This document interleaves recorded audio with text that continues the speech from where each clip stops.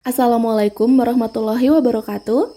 Hai Sobat Kebun Teras Ana, semoga kita semua selalu berada dalam lindungan Allah Subhanahu wa Ta'ala. Dulu, saat kita masih kecil, jajan bukan berarti pergi ke minimarket, melainkan memanjat pohon buah tetangga atau menjelajahi kebun belakang. Masa kecil kita adalah tentang kaki telanjang dan baju yang selalu kotor karena noda getah. Namun, coba lihat keluar jendela sekarang. Pohon-pohon buah itu sudah jarang dan suasana kebun belakang telah berganti menjadi deretan beton. Dulu kita hidup di masa di mana buah-buahan itu gratis, cukup dengan sedikit usaha dan keberanian memanjat dahan. Sedangkan saat ini, anak-anak kita tumbuh dengan rasa buah yang serba manis ragam tanpa pernah tahu sensasi asam segar dari buah-buahan kampung. Mungkin merindukan buah-buahan ini bukan sekedar merindukan rasanya. Kita merindukan masa di mana kebahagiaan itu sederhana, sebuah rasa otentik yang kini perlahan-lahan mulai terlupakan. Untuk yang baru berkunjung, jangan lupa menekan tombol subscribe. Terima kasih. Jambu kampung atau jambu biji. Mungkin yang paling dikenang adalah saat kita memanjat pohonnya yang batangnya licin. Kita tidak peduli dengan tinggi atau semut rangrang yang berjaga. Incaran kita jelas, jambu yang kulitnya sudah mulai menguning dan mengeluarkan aroma wangi yang tajam. Ada sensasi luar biasa saat kita memetiknya langsung, mengelapnya sedikit pada baju, dan langsung menggigitnya di atas pohon. Ada dua kubu saat itu, penyuka daging putih yang renyah atau pencari jambu merah yang isinya lembut dan sangat manis. Meski bijinya keras dan seringkali membuat gigi kita bekerja ekstra, tak ada yang peduli. Bahkan kita sering memakannya bersama cocolan garam petis atau bumbu rujak sederhana yang dibuat di atas cobek batu. Itulah puncak kemewahan sore hari bagi anak-anak zaman itu. Anak-anak zaman sekarang mungkin lebih mengenal jambu dengan ukuran besar dan sedikit biji. Mereka kehilangan momen serunya memanjat, memilih, dan berbagi satu buah jambu yang sama dengan teman sebayanya di bawah naungan pohon yang rindang. Dewan Daru. Di antara rimbunan tanaman pagar atau sudut gelap halaman rumah tua, dulu sering kita temukan butiran-butiran mungil yang tampak seperti lampion mini. Warnanya berubah-ubah mulai dari hijau, kuning, hingga merah tua yang mengkilat. Itulah Dewan Daru. Buah yang bagi anak-anak zaman sekarang mungkin hanya dianggap tanaman hias, namun bagi kita itu adalah harta karun yang tak ternilai. Ada semacam tantangan saat memakannya. Jika kita memetik yang masih orange, rasa masamnya akan membuat lidah kita keluh.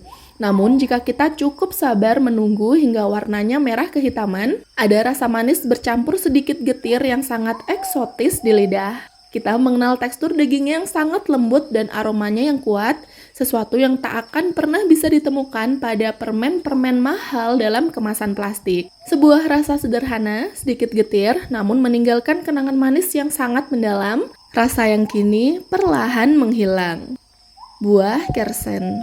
Jika ada satu pohon yang paling berjasa dalam sejarah masa kecil kita, pohon itu pastilah kersen. Tidak peduli apakah kamu menyebutnya talok, belici, atau seri, pohon ini adalah markas besar bagi setiap anak yang tumbuh di era sebelum layar ponsel menguasai segalanya. Kersen adalah buah yang demokratis.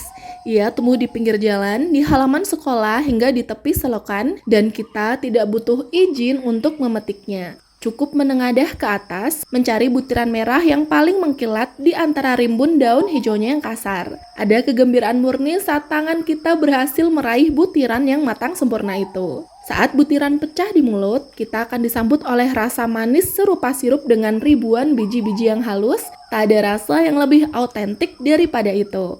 Kita bisa menghabiskan waktu berjam-jam duduk di atas pohon, bercanda dengan teman sambil saku celana penuh dengan cadangan buah. Noda kuning di baju akibat getah dan buah yang terhimpit seringkali menjadi oleh-oleh yang membuat kita dimarahi ibu saat pulang. Kersen kini hanya menjadi kenangan bagi kita yang pernah merasakan nikmatnya menjadi raja di atas pohon. Sebuah rasa manis sederhana yang perlahan menjadi langka di tengah dunia yang semakin instan dan berjarak. Buah kesemek. Bagi anak-anak zaman dahulu, melihat tumpukan buah berwarna orange dengan lapisan putih di permukaannya adalah tanda bahwa musim kebahagiaan telah tiba. Putihnya bukan debu, melainkan hasil rendaman air kapur untuk menghilangkan rasa sepatnya yang luar biasa. Anak-anak zaman itu tahu benar jangan sekali-kali mencoba memakan kesemek yang belum berbedak atau lidahmu akan terasa keluh dan kaku berjam-jam lamanya. Itulah seni menunggu dalam sebutir buah. Begitu dibelah, kita akan disambut daging buah yang berwarna orange kecoklatan.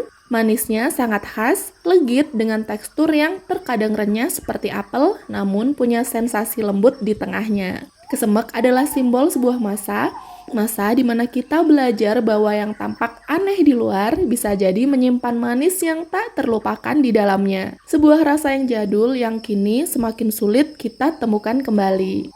Buah cermai.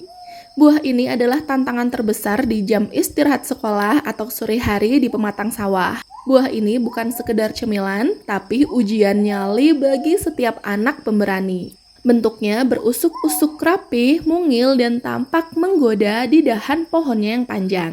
Kita terbiasa memetiknya dengan cara menarik rantingnya, membiarkan butiran-butiran itu berjatuhan ke tanah atau ke dalam lipatan baju kita. Tak ada rasa takut akan kuman, cukup dilap sebentar, lalu hap. Rasa asam yang meledak di mulut seketika membuat mata kita terpejam rapat dan bahu kita terangkat. Menikmati cermai adalah tentang kreativitas. Jarang ada yang sanggup memakannya polos. Kita akan berlari ke dapur, mencari garam, sedikit gula, atau ulekan cabai jika ingin lebih ekstrim. Kita mengocoknya di dalam gelas plastik hingga airnya keluar, lalu menikmatinya bersama-sama sambil menahan air liur yang terus mengalir. Keseruan itu bukan pada manisnya, tapi pada ekspresi lucu teman-teman kita saat menghadapi rasa masam yang tiada tara. Cermai adalah pengingat bahwa hidup tak selalu harus manis untuk dinikmati. Kadang rasa masam yang membuat kita meringis itulah yang justru meninggalkan kenangan paling dalam. Sawo kecik. Bentuknya lonjong, sempurna, dan tekstur kulitnya halus, berbeda dengan sawo biasa yang berkulit coklat dan kasar. Sawo kecik adalah tentang keanggunan. Kita biasa memetiknya saat berwarna sudah merah tua. Begitu masuk ke mulut, kulitnya yang tipis akan pecah, melepaskan daging buah yang padat, sangat manis, dan sedikit lengket. Sebuah rasa legit yang tak bisa kita temukan pada buah-buah hibrida zaman sekarang. Menikmati sawo kecik adalah sebuah ritual kesabaran. Kita harus menunggu buahnya benar-benar matang agar rasa sepatnya hilang. Anak-anak zaman dahulu sangat tahu cara memencet pelan buah ini untuk memastikan kelembutannya sebelum dimakan. Dan bagian yang paling ikonik, biji-biji itu sering kita kumpulkan, kita cuci bersih, lalu kita gunakan sebagai alat bermain tradisional yang membuat sore hari terasa begitu singkat. Biji sawo kecik umumnya digunakan sebagai biji permainan tradisional dakon atau congklak. Permainan yang saat ini juga terlupakan karena tergeser oleh permainan digital dan gawai. Sawo kecik bukan hanya soal rasa manis yang melekat di lidah, tapi soal identitas dan kesederhanaan masa kecil kita. Sebuah kemewahan alami yang kini perlahan-lahan hilang ditelan zaman. Buah buni. Di masa kecil kita, ada satu buah yang selalu berhasil mencuri perhatian karena kecantikannya di atas pohon. Itulah buah buni. Buah yang tumbuh bergerombol, menghiasi dahan dengan gradasi warna dari hijau, kuning, merah, hingga ungu kehitaman yang pekat. Anak-anak zaman itu tahu benar rahasianya. Warna merah berarti asam yang menggigit, sedangkan ungu kehitaman adalah janji akan rasa manis segar yang meledak di mulut. Menikmati buni bukan sekedar makan, tapi petualangan rasa. Ada sensasi ceplus saat butiran kecil itu pecah, meninggalkan noda ungu di lidah dan ujung jari yang sulit hilang seharian.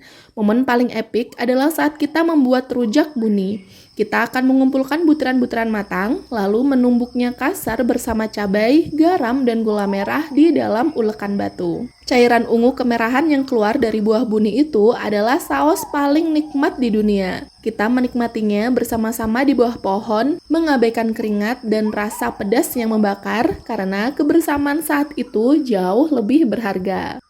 Jambu bol. Di antara semua jenis jambu yang kita kenal, ada satu yang ukurannya paling gagah dan warnanya paling memikat hati. Kita biasa menyebutnya jambu bol atau jambu darsono. Buah yang kehadirannya di halaman rumah dulu selalu menjadi pertanda bahwa kemewahan alami sedang mekar di depan mata. Jambu bol bukan sekedar jambu air biasa. Kulitnya merah, pekat mengkilat, dan saat digenggam, ia terasa mantap. Ada kebanggaan tersendiri saat kita berhasil memetik satu buah yang paling besar di dahan yang tinggi. Begitu digigit, teksturnya sangat unik, lembut, empuk seperti busa, namun kaya akan sari buah yang segar. Rasanya manis dengan sentuhan asam yang tipis, memberikan sensasi dingin yang seketika mengusir dahaga di siang hari yang terik. Kita sering memakannya begitu saja atau mengirisnya tebal-tebal untuk dicocolkan di sambal gula merah yang pedas. Itulah camilan paling mewah yang bisa didapatkan seorang anak tanpa perlu mengeluarkan uang sepeser pun. Jika penasaran dengan bagian pertama, buah terlupakan asli Indonesia yang sekarang perlahan menghilang, klik video pada kiri layar. Jika pusing dengan pemberitaan ekonomi Indonesia, tenangkan pikiran dengan mulai berkebun dan ciptakan ketahanan pangan di rumah sendiri. Klik video pada kanan layar. Semoga bermanfaat. Wassalamualaikum warahmatullahi wabarakatuh.